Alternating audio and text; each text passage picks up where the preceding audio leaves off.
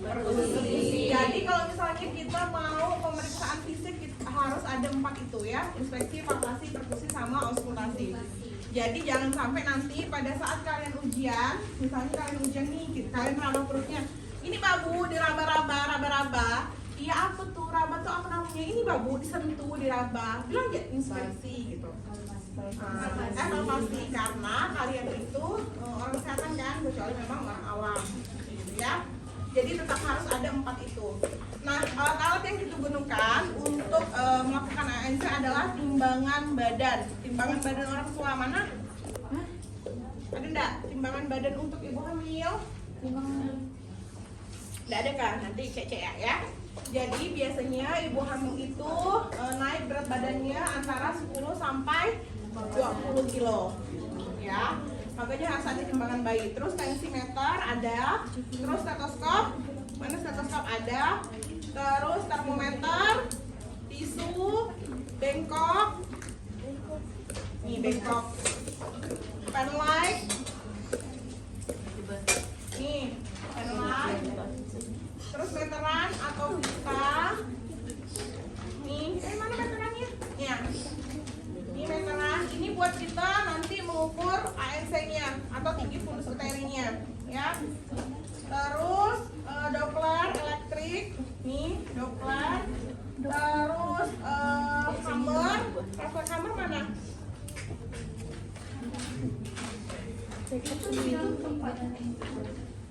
Mana dong? Ini.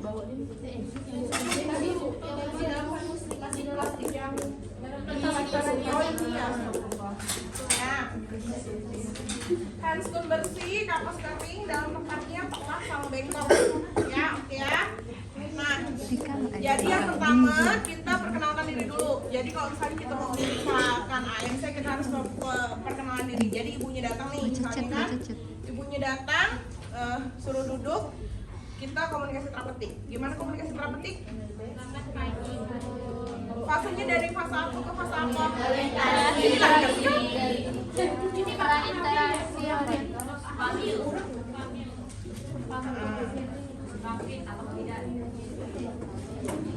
jadi komunikasi terapeutik. Assalamualaikum Ibu, perkenalkan nama saya Rafani Hardika.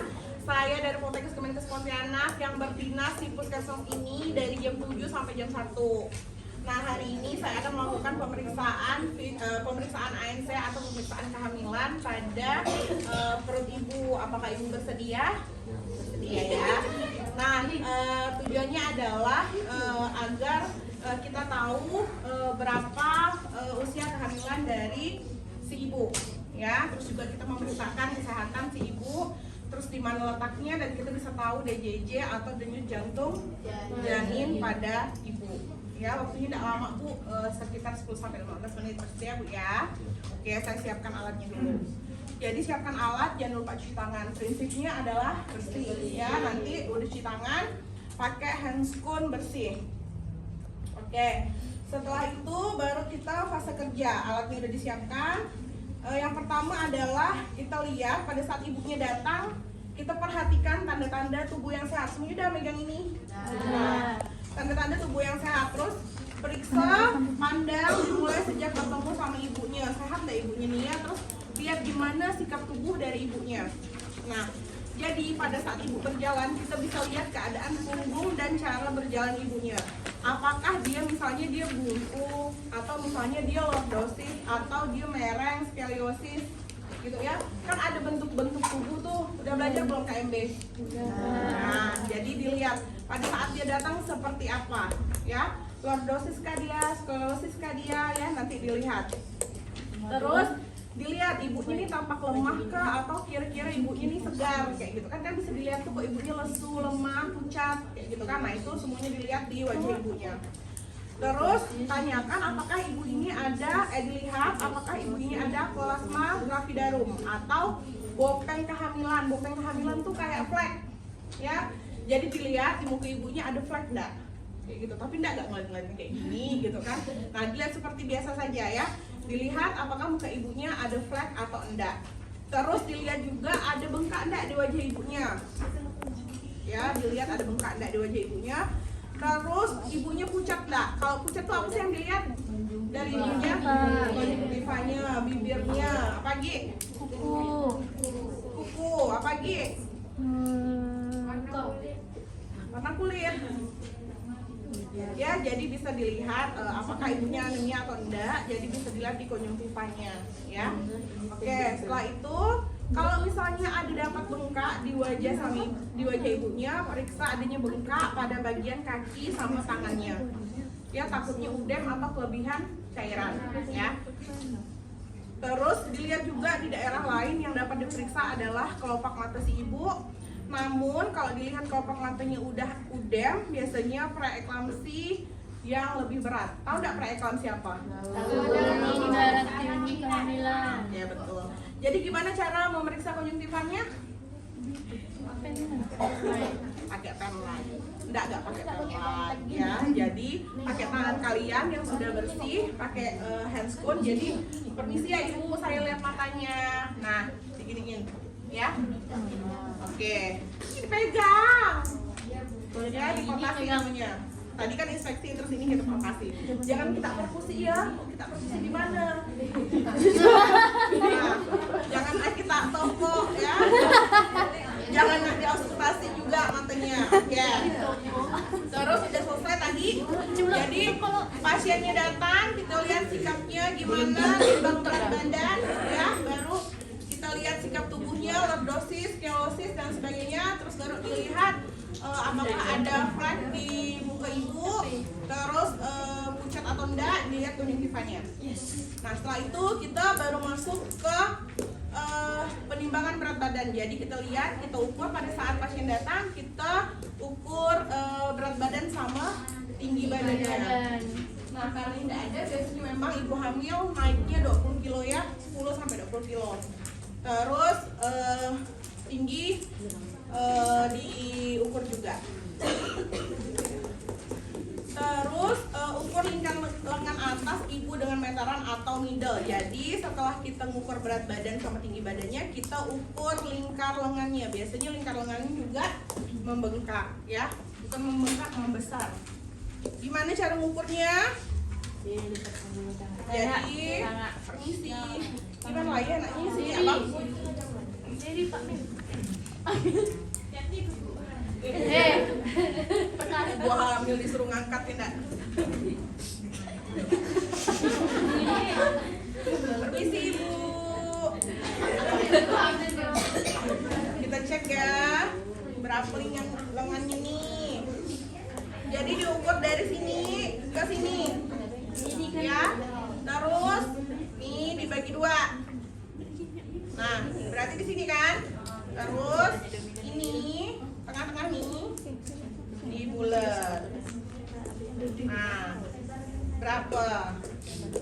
Nah bisa dicek ya berapa lingkar lengan dari ibu hamil.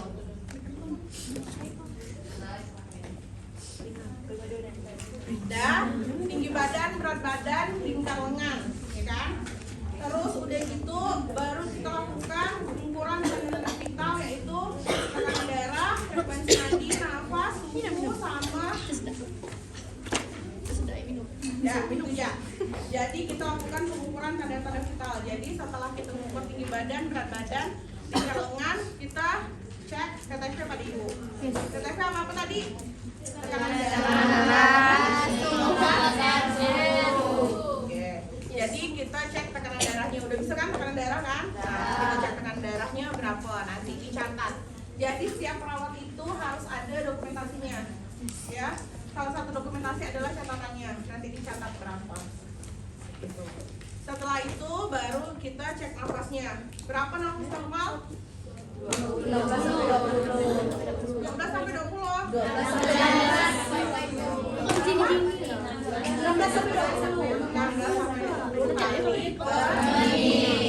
Kalau nadi berapa? 60 sampai 100 sekali. Oke. Nafas nadi udah. Kalau nafas bunyinya apa? Kalau normal bunyinya apa? Vesikuler. Kalau misalnya ada masalah, misalnya punya asma atau ini, terus apa lagi? jantung. Duk duk.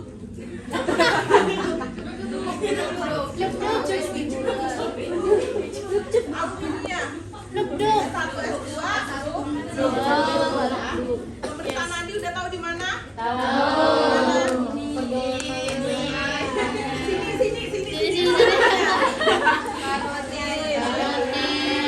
Radialis jawab.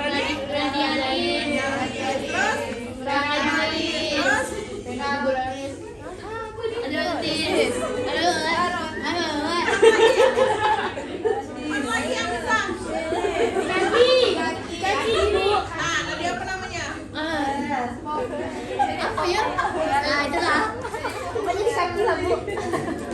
Kita sama Pak. Nadi apa namanya? Di kaki.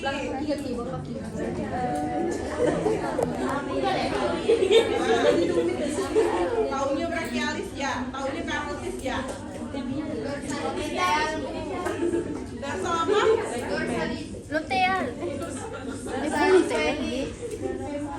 Sebut. Udah belajar Pak, fisiologi karotis kan? Jadi tuh misalnya kalau sekali kita seraba di tangan, bisa di kaki, kalau dari kaki di paha, kalau dari paha di leher. Nah, jadi di sini ada pembuluh darah besar. Ya, jadi biasanya kalau pasien-pasien yang nggak bisa diinfus, yang paling bahaya adalah di sini. Ya ini yang terakhir lah ya, dan itu pun kalau misalnya nggak bisa diambil, itu harus orang-orang yang memang sudah ada sertifikat atau sudah pelatihan, jadi tidak bisa sembarangan. Ya, oke. Setelah selesai, baru kita pemeriksaan fisik. Jadi ibunya disuruh baring dulu. Ibu silakan baring.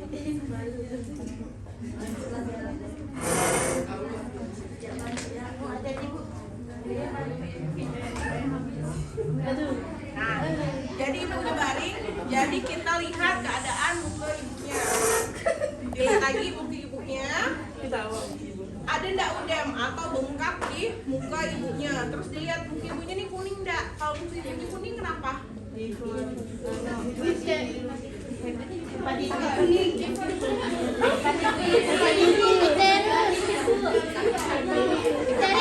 Apakah misalnya muka ibunya kuning tuh langsung kalian bilang oh ibu ini hepatitis gitu. Jadi gak benar skincare.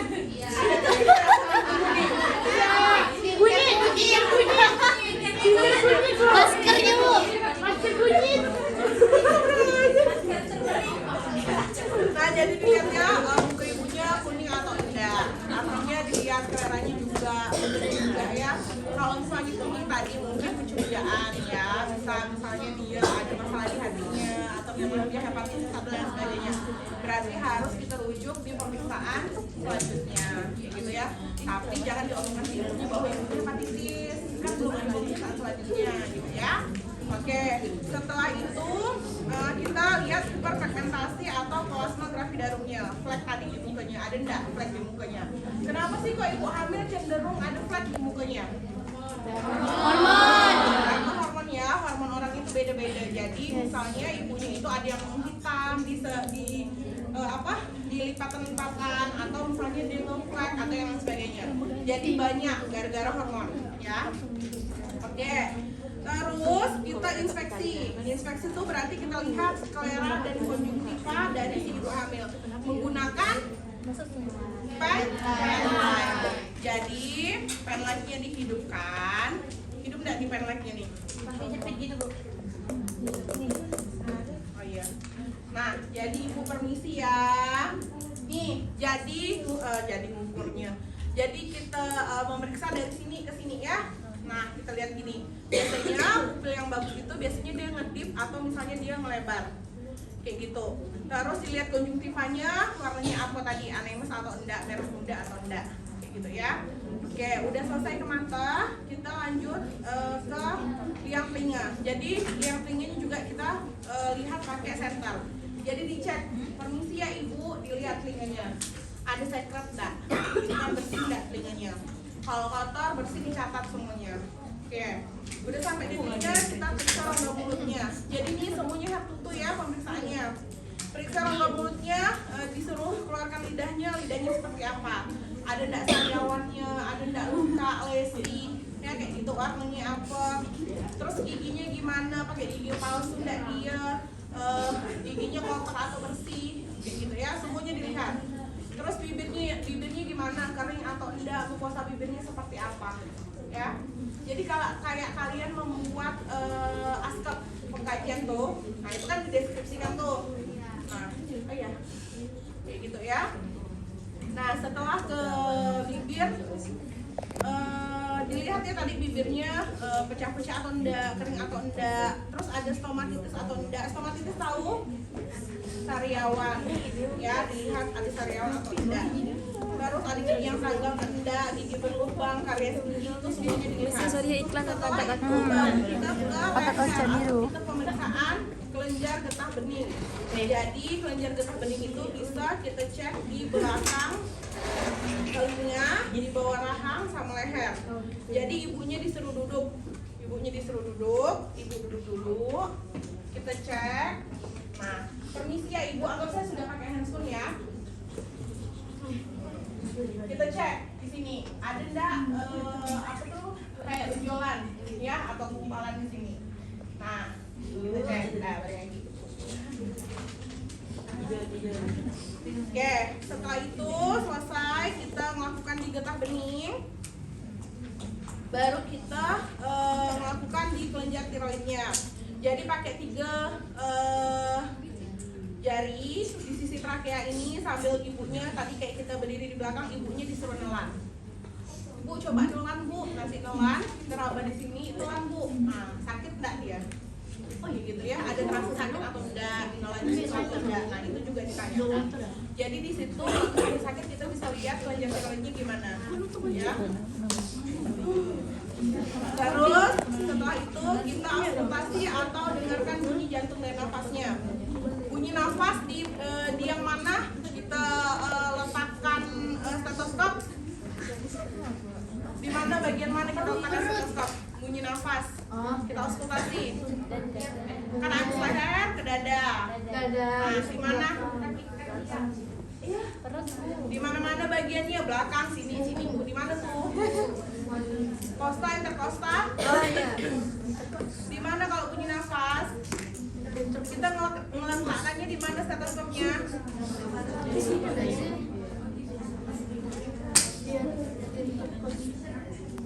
Jangan sampai nanti pada saat kalian ujian kalian ngeletakkan stetoskopnya, oh udah bu vesicular, tapi nggak tahu nih di mana nih ngeletaknya main tuh gitu kan? Di interkosta berapa? 2 bu, 3 bu, 4 bu, 5 bu, 6 bu. Nah cari ya, PR ya. Terus kita auskultasi di jantungnya juga pakai stetoskop. Nah jantungnya di mana? Kalau jantung tuh sebelah kanan ke kiri sih? Kiri. Ya, jadi di sebelah kiri interkosta ke 3 dan 4. Jadi kita bisa dengar di situ gimana bunyi jantungnya. Tadi bunyi jantungnya normal seperti apa? Oke, 1/2 lupus ya. Oke,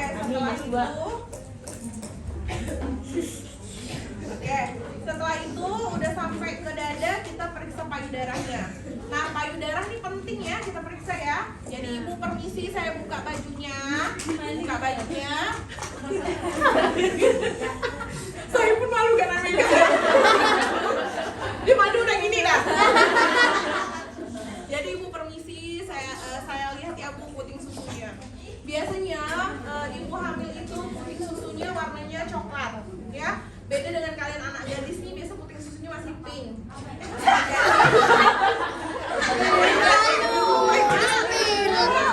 Kena spill.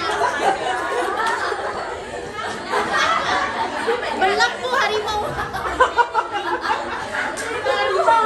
Belang harimau. Zebra. Harus zebra.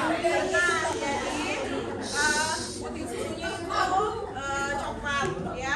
Nah itulah yang bedakan dia hamil atau enggak. Terus melebar puting susunya. Terus juga menonjol atau dia teluk.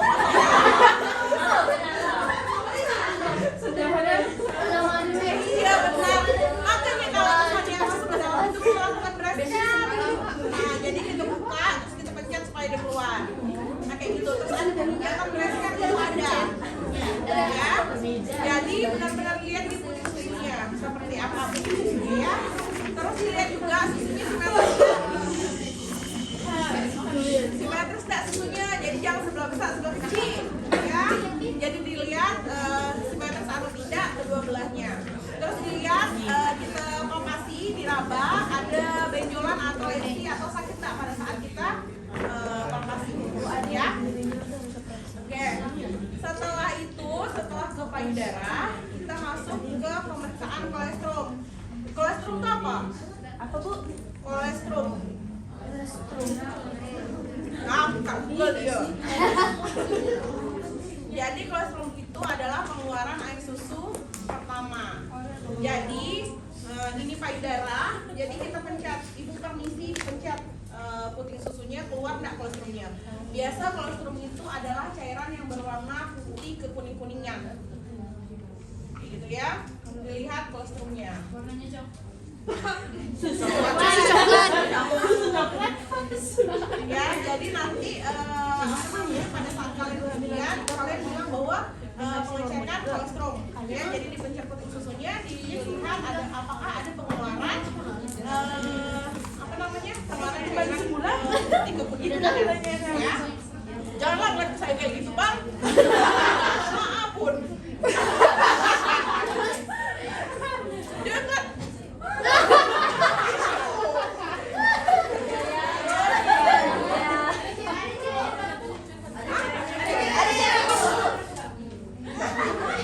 Nah, setelah itu baru lakukan inspeksi dan mengetahui pada abdomen. Pastikan perut ibu itu simetris atau tidak. Jadi setelah ke payudara kita ke perut ibunya.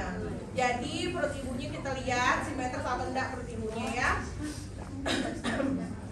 Terus kita raba apakah ada pergerakan janin atau hiperpigmentasi di abdomen sama linia nigra atau tidak. Linia nigra biasanya ada garis perut tuh. Nah kayak gitu. Jadi ini biasanya lebih mengental. Terus kita lihat juga apakah ada luka bekas operasi. Biasanya kalau anak kedua dan ketiga biasanya ada bekas luka operasi. Ya, biasanya ibunya yang habis SC di anak kedua atau ketiga biasanya ada.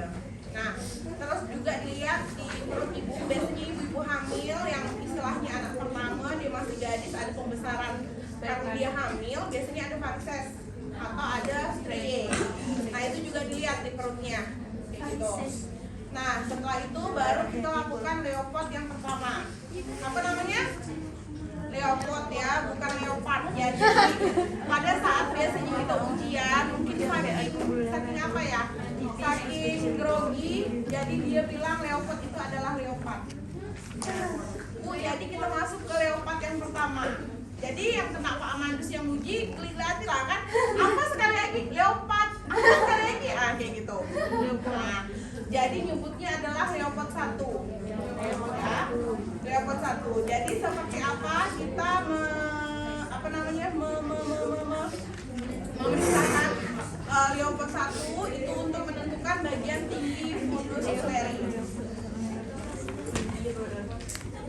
Nah, jadi gimana caranya kita mengukur leopard 1? Jadi tangan kalian udah pakai handscoon. Nah, bilang sama ibunya, ibu permisi ya, anggap ini sudah dibuka. Nah, kayak gini lah ya. Nah, permisi ibu, saya mau memeriksakan kehamilan ibu bilangnya ya. Nanti bilangnya adalah leopard 1 untuk menentukan tinggi fundus uteri atau TFU atau berapa minggu kehamilan.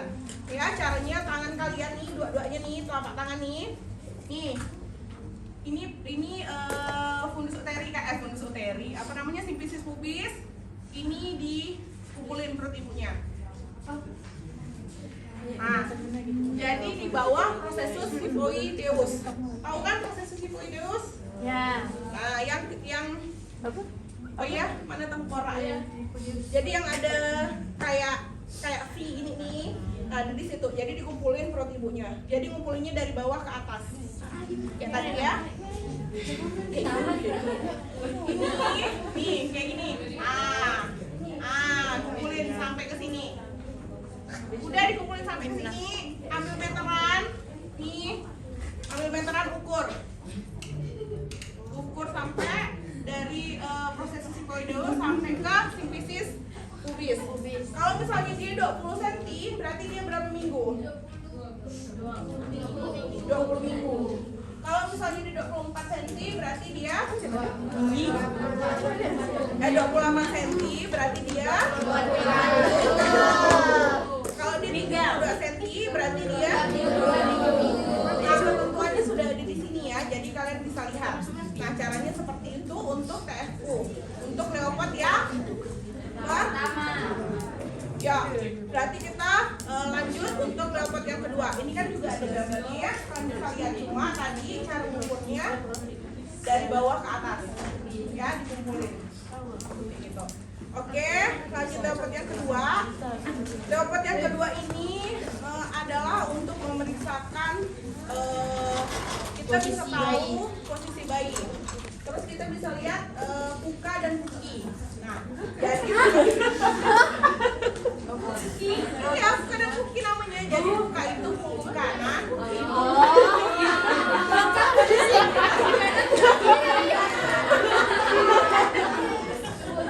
Kalau udah mata Dia nama anak kembar. kalau udah mata pitas tuh memang aneh-aneh. Jadi cara kita membuat leopard cara kita membuat leopard yang kedua ini caranya sama. Jadi ini perut ibu nih kita rasa, kita raba. Terus ini sebelah kanan kita pencet ke sini. Jadi kan semuanya sebelah kiri, kita raba. Nih, diraba. Kalau misalnya tidak ada, berarti ini di sini, pencet sini. Jadi ini yang terasa. Jadi kita raba di sebelah kanan atau sebelah kiri. Kalau misalnya dia datar keras, berarti dia badan, punggung, ya. Nah, tapi kalau misalnya dia bulat keras, berarti kepala. Kalau kecil-kecil, rasanya ada ekstremitas ya, kaki atau tangan. Misalnya nih kita udah tahu bahwa punggungnya ada di kiri, sebelah kiri. Nah itu bisa kita DJJ. DJJ itu adalah denyut jantung. Tapi boleh. Kalau misalnya kalian udah selesai sampai leopard 4 baru mau DJJ boleh. Atau misalnya leopard 2 takut lupa langsung DJJ boleh. Karena udah tahu di mana letak punggung si bayi. Misalnya oke, udah dapat di sebelah kanan misalnya ya. Jadi kita ambil Doppler, ambil jeli, buka jelinya, oles. Permisi ibu, oles, buka. Udah ada baterainya? Nah, jadi ini udah ada punggung. Tadi kan udah diginiin kan? Di sini punggung bayinya, baru ini dioleskan sama jeli, baru dicari. Nah, ada. Nanti biasanya ada bunyi duduk. Nah, gitu. Jadi duduk. Jadi jantung misalnya gitu. Jadi ada bunyi denyut jantung janin di sini. Berapa normal denyut jantung janin? Berapa? 100 berapa? Banyak PR-nya.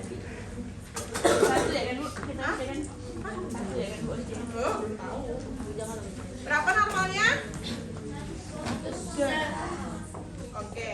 Jadi normal DJJ adalah 120 sampai 160. Nah, kenapa kita penting mengukur DJJ? Karena itu bisa kita tahu bahwa janinnya sehat atau enggak, detak jantungnya masih berbunyi atau enggak. Ya. Makanya ibu hamil itu diwajibkan untuk 4 kali dia ANC. DJJ normal. Kayak gitu ya. Oke. Leopard 2 udah, sekarang lanjut Leopard 3. Nah, Leopard 3 itu untuk menentukan bagian janin yang berada di bagian terbawah. Jadi, di simfisis pubis itu, simfisis pubis kalian tahu kan? Simfisis pubis, nah tahu kan? Jadi di atas ini kita. Ya, jadi simfisis pubis tangannya kayak gini. Ini kayak huruf U. Nah, huruf U. Jadi di sini permisi ya ibu. Jadi diginikan, diraba, perutnya diginikan. Jadi dilihat di bawah ini apakah bulat atau keras. Berarti bulat atau keras berarti posisi paling bawah itu adalah kepala. Tapi kalau misalnya keras, besar, panjang berarti masih punggung. Terus kalau misalnya kecil-kecil berarti masih ekstremitas. Itu untuk leopard yang ketiga. Coba diulangi. Leopard yang pertama tadi buat apa?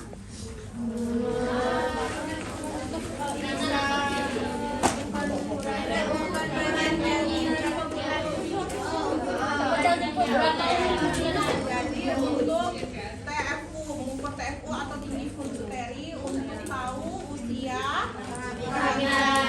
ya berapa minggu. Leopard yang kedua posisi bayi menunjukkan buka dan aneh ya bahasanya ya. Terus leopard yang ketiga Bagian jari yang terbawah. posisi bayi ya. Nah, letak terbawah posisi bayi dengan tangannya U kayak gitu ya. Nah, terus leopard yang keempat, kita masuk ke leopard yang keempat itu menunjukkan presentasi dari si bayi tersebut. Jadi kita letakkan kedua tangan kita, nanti kita lihat apakah si bayi itu sudah masuk pintu atas panggul atau belum. Jadi leopard yang keempat ini posisi perawatnya sama, sejajar sama posisi pasiennya. Jadi kayak gini, ini. Ya, jadi 1, 2, 3 di sana, yang nomor 4 di sini. Jadi gimana caranya? Jadi ini seperti ini diingkat. Jadi kalau misalnya tangan kita kayak gini, nyatu, berarti dia belum masuk pintu ini. Nah, tapi gini, nah kita raba gini. Kalau tangan kita kayak gini, nih lihat nyatu. Nah, kalau tangan kita nyatu, kalau tangan kita nyatu, berarti dia belum masuk pintu atas panggul. Ya, kalau tangan kita gini, tangan kita udah tidak bisa nyatu, berarti dia sudah masuk pintu atas panggul. Apa namanya, konvergen ke divergen? Divergen. Enggak divergen. Jadi dari sini, lihat kan gini. Nah, ini apa? Bisa gitu. Nah, ini kan ada ini. Ini kan ada ini. Udah masuk panggul. Ini kan udah ada bayi. Nah, posisinya gini, kita juga gini di sebelahnya. Ini perut bayi, kita giniin. Ini. Nah, kalau tangannya masih kayak gini, berarti belum masuk pintu Atas panggul. Tapi kalau tangannya udah melebar gini, berarti sudah masuk pintu Panggul. apa namanya? Divergen atau konvergen? Bukan deterjen ya? Apa namanya? Divergen udah masuk atau belum? Belum. Coba yang sebelah. Udah. Cari loh. Divergen ke konvergen? Daya. Nah, jadi dilihat ya, udah masuk pintu atas panggul atau belum. Ini kayak gini pemeriksaannya, cuma 1, 2, 3 posisinya di berhadapan. Nanti leopard yang keempat berarti posisinya sama. Anak. Ya, nah, Ini kita ini nanti ini. udah. Kasih masuknya. Iya, BBL Setelah itu baru sama breast care. Nah, jadi udah selesai leopard yang keempat nih, boleh ya kalau misalnya mau DJJ. Takutnya misalnya kalian udahlah selesaikan dulu 1 sampai 4 dari DJJ boleh. Tapi kalau misalnya takut lupa, di leopard yang kedua bisa langsung DJJ. Ya boleh. Jadi diperbolehkan. Nanti saya juga akan ngomong dengan penguji bahwa boleh DJJ itu dilakukan di leopard yang kedua ataupun setelah selesai leopard 4. Ya? Udah. Ya, setelah itu baru kita pemeriksaan punggung di bagian ginjalnya. Nah, jadi kita lihat di ginjalnya, sebelum ginjal kita periksa ekstremitasnya dulu. Lihat di ekstremitasnya, di kakinya nih. Diam enggak di kakinya, di metakarpalnya diam enggak? Ya. Terus kita pencet, diam enggak? Dia. Kalau misalnya lama baliknya, kurang dari 3 detik berarti dia udem atau misalnya terjadi pembengkakan di kaki atau ekstremitas. Setelah itu ibunya suruh bangun. Ibu bangun dulu ya, saya periksa ginjalnya. Bangun ibunya. Duduk ya. Jadi ini dua-duanya tangan nih, metakan kepalanya nih. Nih, ketuk. Nah, diketuk. Ya, diketuk. Tok, diketuk sebelahnya tok. Ini atau nanti dirasa ibu sakit enggak pada saat saya ketuk? Bisa sih, unit bisa. Nah, jadi sebelah lagi ketuk lagi, sakit enggak tanya. Kalau misalnya sakit jadi memang ada gangguan di ginjal, tapi harus pemeriksaan lebih lanjut. Jadi jangan lupa ya, nanti ya udah selesai rapot 1 sampai 4, jangan lupa cek udemnya di ekstremitas sama pemeriksaan ginjal. Gimana cara diceknya tadi untuk ginjalnya gimana? Jadi tangan kita metakarpa, jangan sampai langsung, jadi harus pakai tangan kalian. Jadi pakai tangan baru diketuk. Nanti sebelahnya baru diketuk. Ya. Ini, bukan gini. Ini. Nah, oh gini ya. Gini ya. Ini tinju sendiri. Jangan tinju, sama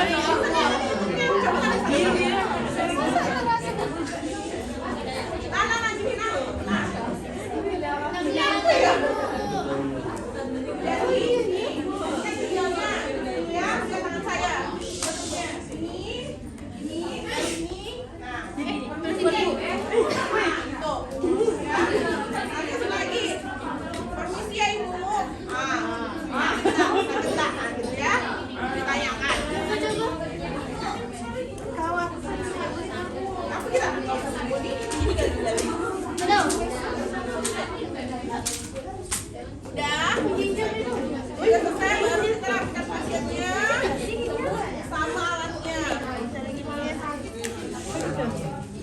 Berarti dia ada gangguan di ginjalnya. Salah, berarti harus pemeriksaan. Kok sampai sakit? Oke, setelah itu selesai, kita rapikan alatnya, kita komunikasikan bahwa ibu pemeriksaannya sudah selesai ya. Gitu. Tapi nggak usah kayak gini, itu kayak biasa lah, profesional kan. Ibu pemeriksaannya sudah selesai ya, terima kasih banyak atas kerjasamanya. Bayinya sehat bu, usianya berapa tadi? 'Mandi bayi kan Lagi ya, untuk kita lakukan pemeriksaan lebih lanjut, untuk kita lakukan pemeriksaan ASL lagi atau pemeriksaan kehamilan lagi, seperti itu. Ya, terima kasih banyak ibu atas kerjasamanya. Saya permisi, saya siapkan alatnya. Dan selesai. Nah, terus tapi dia udah ada selesai rapikan alat, tangan lagi. Baru kita dokumentasi dan kita menyelesaikan SKP. Dan